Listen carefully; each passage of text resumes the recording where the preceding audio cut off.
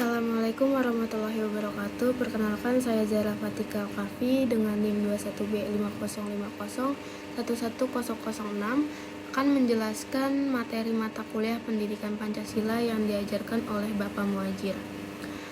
Materi pertama yaitu sila pertama dari Pancasila tentang agama dan ketuhanan yang Maha Esa. Negara Indonesia merupakan negara yang berdaulat dengan ideologi Pancasila. Ideologi Pancasila digunakan sebagai fundamental dalam tatanan negara dan tujuan dari negara Indonesia.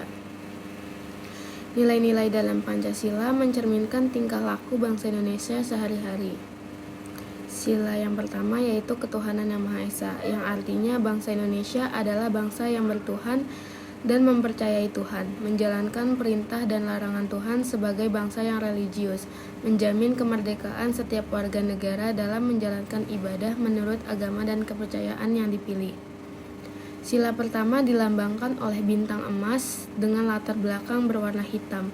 Bintang emas menggambarkan bahwa bangsa Indonesia mengakui akan adanya Tuhan yang Maha Esa. Selain itu, cahaya dari sebuah bintang diibaratkan sebagai sumber cahaya yang berasal dari Tuhan yang Maha Esa sebagai sumber cahaya yang menerangi negara Indonesia. Kemudian, latar belakang berwarna hitam menggambarkan warna alami. Dengan berkah dari Tuhan yang Maha Esa, diharapkan bangsa Indonesia tidak tersesat dalam menjalankan kehidupan. Nilai-nilai yang terkandung dalam sila pertama Pancasila sebagai berikut, yaitu percaya akan adanya Tuhan yang Maha Esa serta menjalankan perintah dan menjauhi larangannya sesuai dengan kepercayaan masing-masing. Yang kedua, saling menghormati pemeluk agama lain, memiliki toleransi antar umat beragama. Yang ketiga, tidak memaksakan kehendak antar umat beragama. Dan yang keempat, tidak mencemooh atau mengejek kepercayaan orang lain. Kemudian ada contoh penerapan sila pertama. Pancasila dapat kita terapkan dalam kehidupan sehari-hari kita, yaitu yang pertama, selalu meyakini pernyataan bahwa Tuhan yang Maha Esa itu ada dan selalu mengawasi semua perbuatan kita di tempat umum. Yang kedua, senantiasa menghargai kepercayaan serta agama orang lain dan mengingatkan kepada sesama jika ada yang mencela agama atau kepercayaan orang lain. Dan yang ketiga, tidak melakukan satupun tindakan yang bermakna diskriminasi dimanapun. Materi selanjutnya yaitu sosok Tuhan. Di Indonesia sendiri, setiap orang berhak untuk memeluk agama atau kepercayaan masing-masing yang sudah diakui, mulai dari Islam, Kristen, Protestan, Kristen Katolik, Hindu, Buddha, dan Konghucu. Setiap warga negara mempunyai kebebasan untuk memeluk agama mana sesuai dengan Undang-Undang Dasar 1945 Pasal 28 ayat 1. Setiap agama menyembah dan mempercayai ajaran yang dituangkan dalam kitab suci. Nah, untuk mengenal sosok Tuhan dalam pandangan 6 agama di Indonesia, kita simak ulasan sebagai berikut. Lantas bagaimana sosok Tuhan dalam pandangan 6 agama di Indonesia? Yang pertama, ada sosok Tuhan dalam agama Islam. Umat Islam menjalankan ibadah sholat. Menurut ajaran agama Islam, Tuhan dinamakan sebagai Allah Subhanahu wa Ta'ala dan diyakini sebagai zat maha tinggi yang nyata dan esa, pencipta yang maha kuat dan maha tahu, yang abadi, penentu takdir dan hakim untuk alam semesta. Kata Allah dalam Al-Quran merupakan sebutan khusus yang tidak dipunyai oleh kata lain selainnya, karena Tuhan yang Maha Esa yang berhak menyandang nama tersebut. Yang kedua, sosok Tuhan dalam agama Kristen, Protestan, dan Kristen Katolik. Menyadur dari laman Morarev Kemenak, dalam agama Kristen, konsep ketuhanan terdapat dalam Trinitas, yaitu Tuhan Bapa, Tuhan Anak, dan Roh Kudus, yang mana Yesus Kristus dipandang sebagai Tuhan karena dipercaya bahwa Yesus merupakan firman yang sudah jadi manusia. Konsep ketuhanan kedua agama ini sebenarnya sama, tapi agama Katolik masih menghormati dan menjunjung tinggi santo dan santa, yaitu orang suci. Yang ketiga, sosok Tuhan dalam agama Hindu. Menyadur dari laman repositori UIN Suska, Tuhan dalam agama Hindu dikatakan sebagai Brahman dan Sang Hyang Widi. Selain itu, pada dasarnya ketuhanan dalam agama Hindu adalah kepada Tuhan Yang Maha Esa. Akan tetapi, sistem ketuhanannya terkoordinasi pada konsep Trimurti. Trimurti sendiri terbagi atas 3 sifat, yaitu Brahman, Wisnu, dan Siwa. Dewa-dewa kemudian digambarkan dalam bentuk jelas dengan tujuan untuk penyembahan. Yang keempat, ada sosok Tuhan dalam agama Buddha. Menurut laman UIN Jakarta, konsep ketuhanan Yang Maha Esa dalam agama Buddha berbeda dengan konsep ketuhanan dalam agama lain, terlebih untuk agama Samawi atau Abrahamic religions. Di dalam kitab Sutta Pitaka Udana 7 diterangkan bahwa Tuhan dalam bahasa Pali merupakan Ati, Ajatam, Abutam, Akatam, Asakatam. Subjek yang dipandang sebagai Tuhan, sesuatu yang tidak dilahirkan, tidak dijelmakan, tidak diciptakan, tapi keadaannya maha mutlak. Yang kelima, ada sosok Tuhan dalam agama Konghucu. Dalam laman Respositori UIN Suska, konsep ketuhanan dalam agama Konghucu tidak bisa diperkirakan dan ditetapkan. Dalam Yijing diterangkan bahwa Tuhan adalah maha sempurna dan maha pencipta atau Yuan, maha menjalin, maha menembusi dan maha luhur, maha pemurah, maha pemberi rahmat, dan maha adil, dan maha abadi hukumnya. Materi selanjutnya ada 6 sumber hukum yang sesuai dengan Pancasila.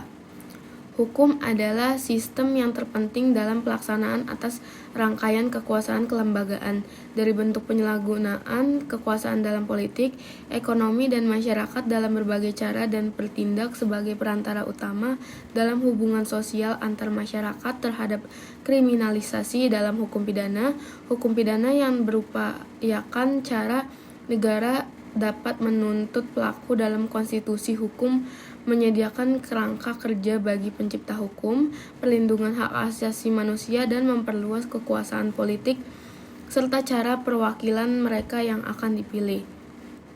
Secara umum terlihat ada 2 sumber hukum, yaitu sumber hukum dalam arti material dan formil.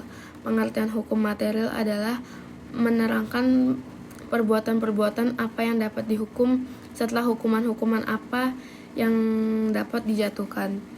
Hukum material menentukan isi sesuatu perjanjian, sesuatu perhubungan, atau sesuatu perbuatan. Dalam pengertian hukum material, perhatian ditunjukkan kepada isi peraturan. Sedangkan pengertian hukum formil menunjukkan cara mempertahankan atau menjalinkan peraturan-peraturan itu.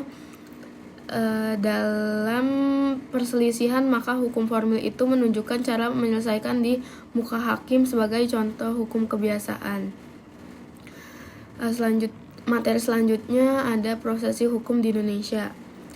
Penegakan hukum adalah proses yang dilakukan sebagai upaya untuk tegaknya norma-norma hukum secara nyata sebagai pedoman perilaku dalam kehidupan bermasyarakat dan bernegara, sebagaimana ditegaskan dalam Undang-Undang Dasar 1945 Pasal 1 Ayat 3, yaitu negara Indonesia adalah negara hukum. Seperti kita ketahui bersama bahwa tujuan akhir penegakan hukum itu adalah untuk mendapatkan keadilan di dalam masyarakat dalam bentuk kepastian, kemanfaatan, dan ketertiban yang harus benar-benar terselenggara secara transparan, akuntabel, dan responsibel. Untuk mengatasi hal tersebut, keterbukaan atau transparansi mutlak harus selalu dilakukan karena dengan demikian akan melahirkan objektivitas yang tinggi, sedangkan akuntabilitas akan berdampak pada kehidupan manusia yang memiliki parameter. Begitu juga berdasarkan penjelasan Undang-Undang Dasar 1945 dikatakan bahwa negara Indonesia adalah negara hukum, bukan negara kekuasaan. Hal ini tentunya sejalan dengan Pancasila yang merupakan dasar pembentukan Negara Kesatuan Republik Indonesia atau NKRI. Sebagai dasar negara, Pancasila mempunyai kekuatan mengikat secara yuridis. Seluruh tatanan hidup bernegara yang bertentangan dengan Pancasila tidak berlaku.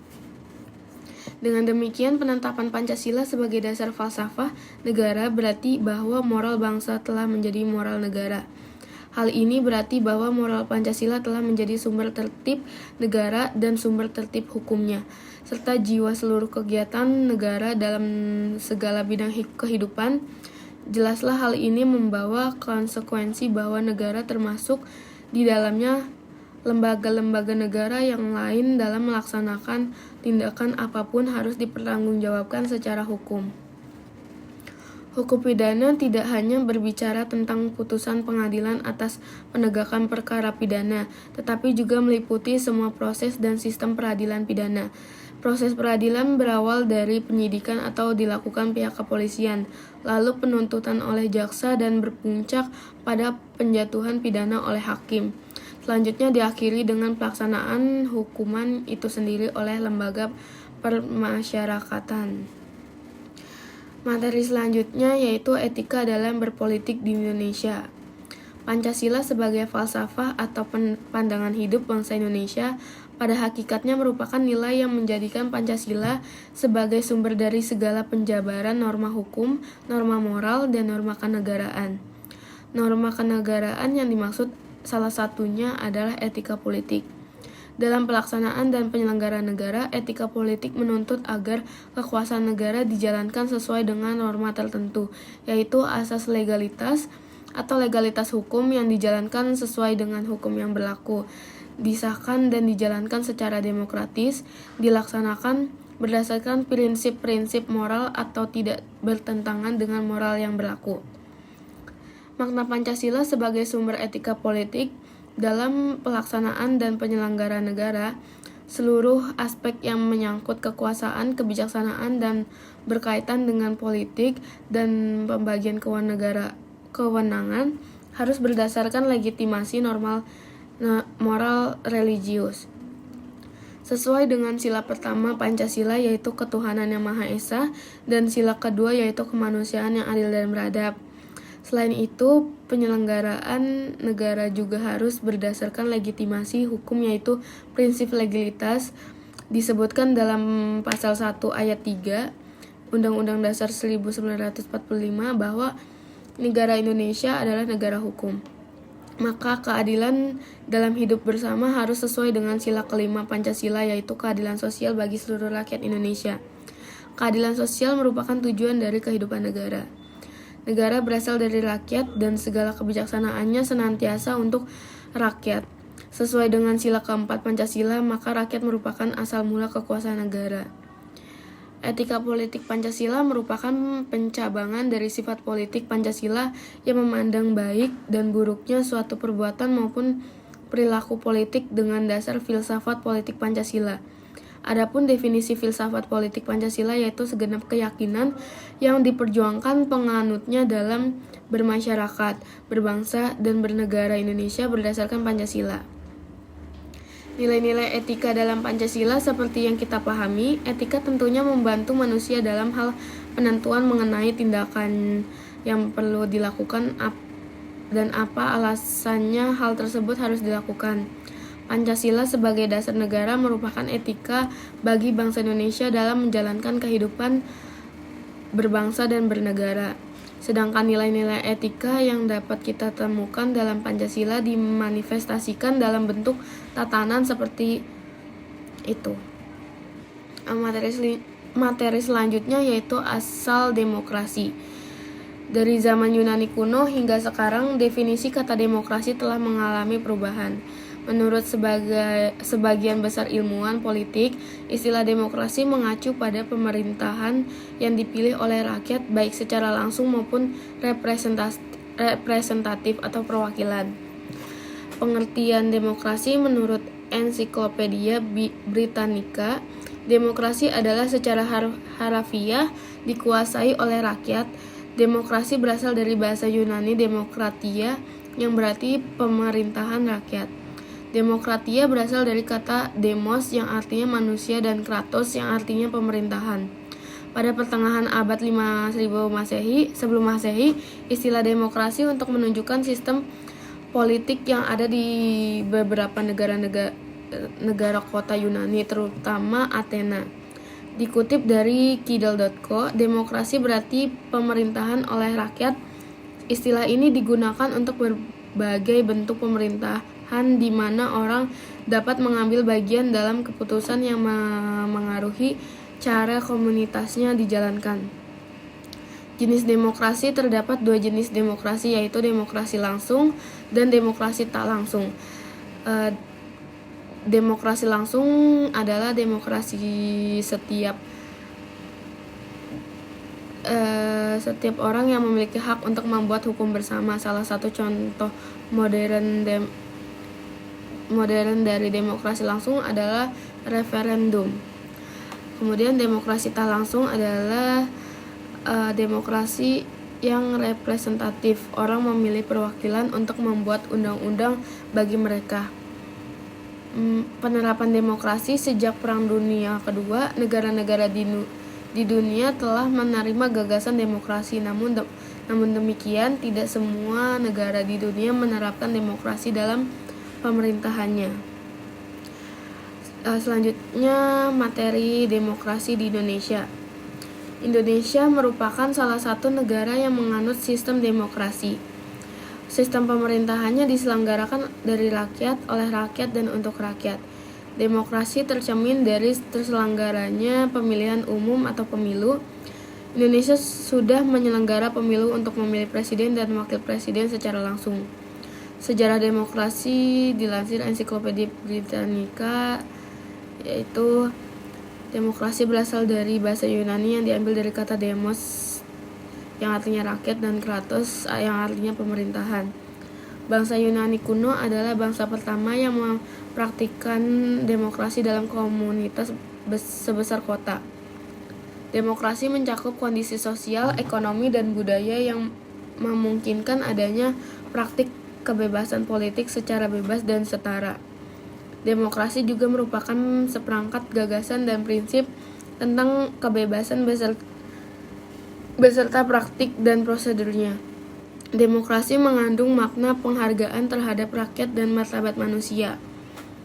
Presiden pertama Indonesia, Soekarno, mengatakan jika demokrasi Indonesia lahir dari kehendak memperjuangkan kemerdekaan. Menurut Soekarno, demokrasi Indonesia meletakkan embrionya pada perlawanan terhadap imperialisme dan kolonialisme. Ada 3 pokok atau yang disebut sebagai Trisila dalam Marhaenisme, yaitu sosionasionalisme, yang berarti nasionalisme Indonesia yang diinginkan oleh Soekarno adalah nasionalisme yang memiliki watak sosial dengan menempatkan nilai-nilai kemanusiaan di dalam nasionalisme itu sendiri. Jadi bukan nasionalisme yang chauvinis. Yang kedua, sosiodemokrasi, yang artinya bahwa demokrasi yang dikehendaki Soekarno bukan semata-mata demokrasi politik saja. Dan yang ketiga, ketuhanan yang Maha Esa, yang artinya bahwa Soekarno menginginkan setiap rakyat Indonesia adalah manusia yang mengakui keberadaan Tuhan, apapun agamanya. Demikian penjelasan materi dari saya yang saya sampaikan. Kurang lebihnya mohon maaf. Wassalamualaikum warahmatullahi wabarakatuh.